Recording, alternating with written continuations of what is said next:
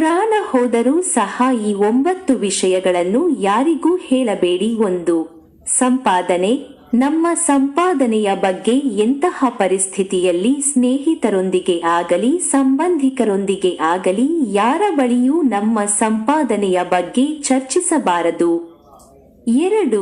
ಜಗಳಗಳು.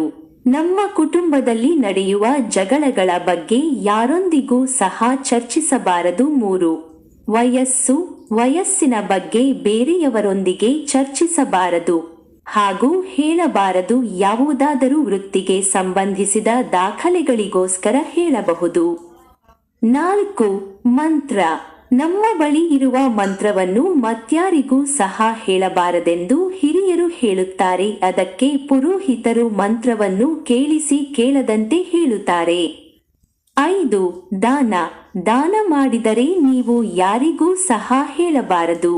ನಮ್ಮ ಹಿರಿಯರು ಹೇಳುತ್ತಾ ಇರುತ್ತಾರೆ, ಬಲಗೈನಲ್ಲಿ ಮಾಡಿದ ದಾನ ಎಡಗೈಗೂ ಸಹ ತಿಳಿಯಬಾರದು ಎಂದು.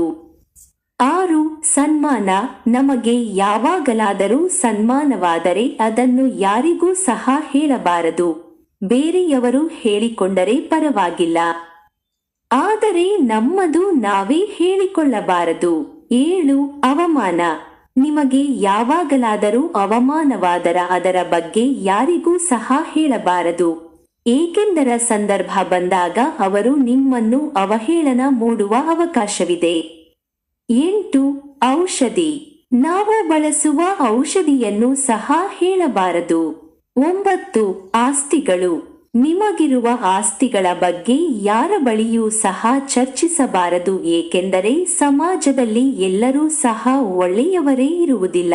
ಈ ಮಾಹಿತಿ ನಿಮಗೆ ಇಷ್ಟವಾಗಿದ್ದಲ್ಲಿ ದಯವಿಟ್ಟು ಲೈಕ್ ಮೂಲಕ ಪ್ರೋತ್ಸಾಹಿಸಿ.